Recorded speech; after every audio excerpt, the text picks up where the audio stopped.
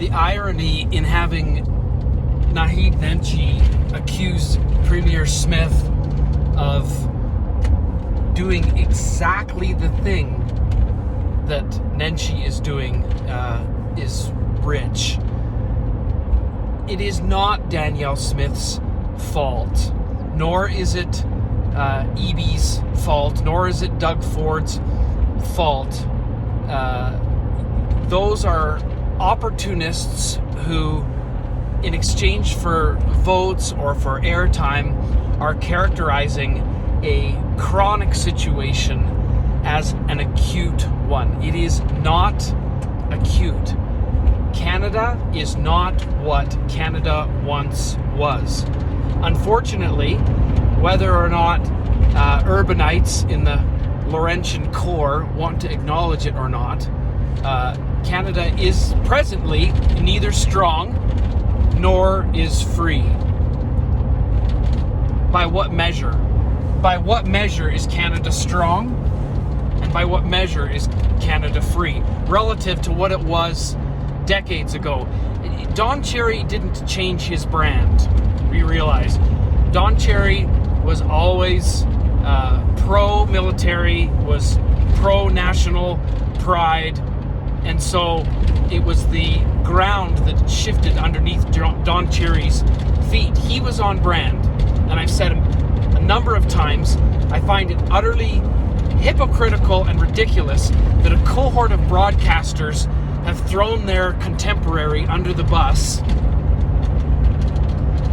while at the very same time pimping and shilling for online gaming and gambling, which they know full well is the placing of a generation on an altar of normalizing addiction. And so, who's guilty of the more egregious offense? Don Cherry for saying "you people," which is verbatim what Justin Trudeau said about the people who didn't want to be lab rats, or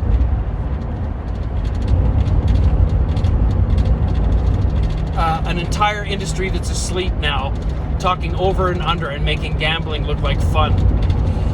No, Canada is not what it once was. And the thing about it is Alberta has known this, and Alberta has gone through the mourning period. Alberta has already mourned the loss of Canada. It's just Canada that's now blaming the consequences of its ridiculous dysfunction and unsustainable abuse of the colonies on Cinderella. It's Cinderella's fault.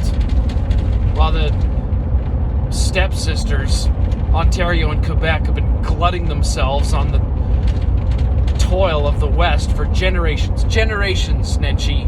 Generations, right? And for you to try to turn this into a football or turn it into something to do with the Trump administration, no.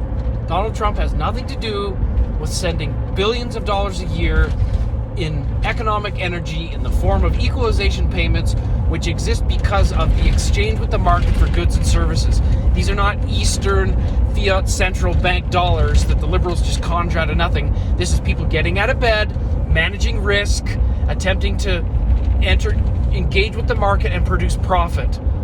Pay their insurance, pay their maintenance on their fleets, hire and train their staff, research, try to generate value to market, and then pay tax on the proceeds of that toil to the East so they can sit around and condescend about the lack of patriotism on the part of the people who are paying the bills, the grown-ups in the room who are paying the bills, and then condescend about what Canada is while they buy Saudi oil and float it up and down the St. Lawrence, and then to have Nenshi say, this is Danielle Smith's fault. I'm like, dude, it's gross. It's unbecoming of you. I know you know better. It's absurd. It's absurd.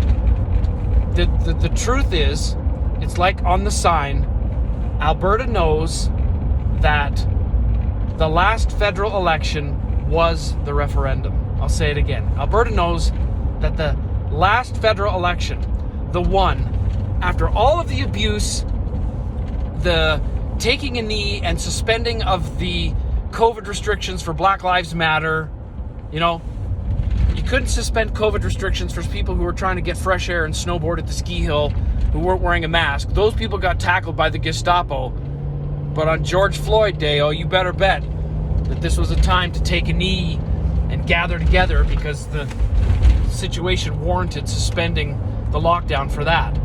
But for all the other days, we had to have 14-year-olds checking people's vax passports at the movies. That Justin Trudeau. When Canada chose Mark Carney, I believe that is the point at which many Albertans who previously would have not seriously entertained the idea of Alberta leaving this dysfunctional confederation, that was the moment when they said, you know what? I have to protect my children. It's the abused spouse of an abuser finally has said, you know what? I'm leaving. And right on cue, because blood is thicker than water, all of the media whores are blaming. Well, I wonder what Alberta was wearing. I mean, do you see? Alberta goes out, she wears that like she's just asking for it. That's exactly what you're doing. You're blaming Alberta. It's Alberta's fault. It's Alberta that has a lack of patriotism.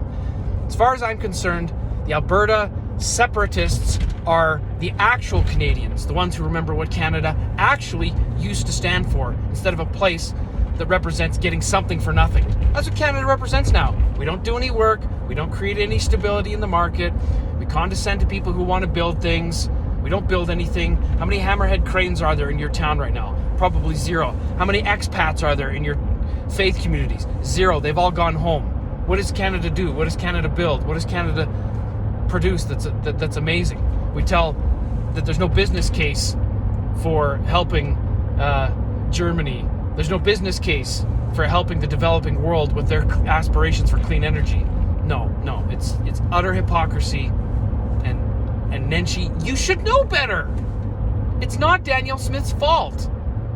It's absurd for you to pretend like Alberta hasn't been the redheaded stepchild of Confederation for generations. That's a fact.